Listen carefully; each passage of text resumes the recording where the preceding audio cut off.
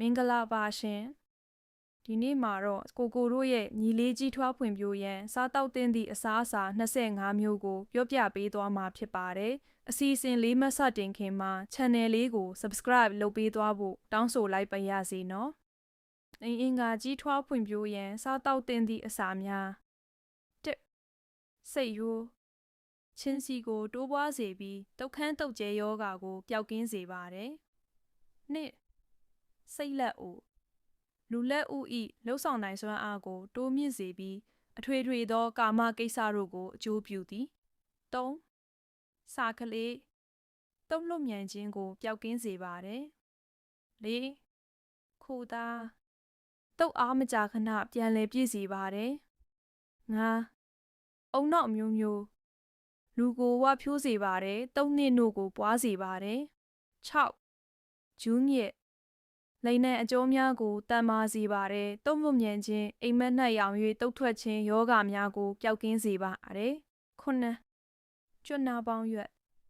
နှုတ်ကိုမြည်စေတယ်တုတ်ကိုအလွန်ပွားစေတယ်တုတ်ရည်တစ်ဆက်ဆက်ကျဆင်းသောယောဂတုတ်လွတ်မြန်ယောဂများကိုပျောက်ကင်းစေပါတယ်10ကညွတ်တုတ်ကိုပွားစေတယ်လိန်နံအကျော်များကိုတန်မာစေတယ်ကာမအားကိုဖြစ်စေပါတယ်9ကျွေးခေါင်းသည်တုတ်ကိုအလွန်ပြည့်နစ်စေတယ်တုတ်အားမကြာခဏပြန်ပြေပါတယ်10ဝက်မြေစာအုပ်တုတ်ကိုအလွန်ပြည့်နစ်စေတယ်တုတ်အားမကြာခဏပြန်ပြေစေပါတယ်11ဒိန်းချင်းတုတ်ကိုပွားစေတယ်ကုန်ခန်းသွားသောကာမအားကိုအလျင်အမြန်ဖြည့်တင်းပေးပါတယ်12ကျစုသည်အာယုဝနအသက်ရှည်ဆေးဘက်ဝင်ဖြစ်ပါတယ်13ပဲစင်းကုန်ကာမလွန်ကဲ၍ဖြစ်သောပင်ပန်းခြင်းကိုပျောက်စေပါတယ်14စုံပလွန်သည့်ကာမဆန္ဒအားကိုတိုးပွားစေတဲ့အချိန်ကြာမြင့်စွာလိန်ဆက်ဆန်နိုင်စွမ်းရှိလာစေပါတယ်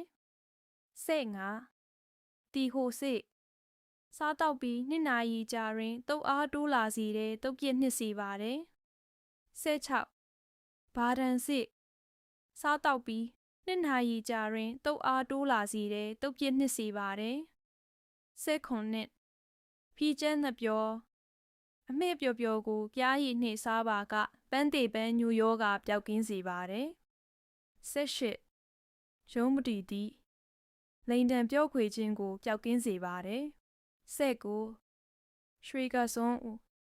တုံးနှင့်တို့ကိုပွားစေတဲ့ကိုဝင်ကိုတည်ငြဲစေပါတယ်20မြင်းခွာရွက်ကာမလွန်ကဲမှုကြောင့်ဖြစ်သောညောင်းညာကြိုက်ခဲခြင်းကိုပျောက်ကင်းစေပါတယ်21မယံပတူရွက်ကာမလွန်၍ဖြစ်သောကိုလက်ပန်းခြင်းချိနယ်ခြင်းကိုပျောက်ကင်းစေပါသည်22ဆက်စတီကာမလွန်၍ဖြစ်သောမောဟိုင်မှုဝေခြင်းနှလုံးတုံမောပန်းခြင်းကိုပျောက်ကင်းစေပါတယ်23တရုတ်စကားပွင့်အနီး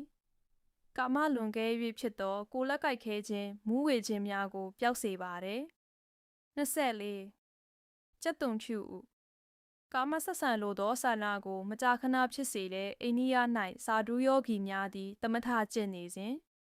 ကာမဆန္ဒမှဖြစ်စေရန်အတွက်ကျက်သွန်ဖြူကိုရှောင်ကျဉ်ရပါတယ်25ကျိတ်မှန်ရက်မျိုးသမီးများအတွက်အကောင်းဆုံးသွေးသားတန့်စင်စေဖြစ်တဲ့မိရဲ့ယောဂအမျိုးမျိုးအသားအရည်ညှို့ညစ်ခြင်းကြမ်းတမ်းခြင်းဓမ္မရာခိန်ခြင်းချုပ်ခြင်းကြံခြင်းလွန်ခြင်းမမှန်ခြင်း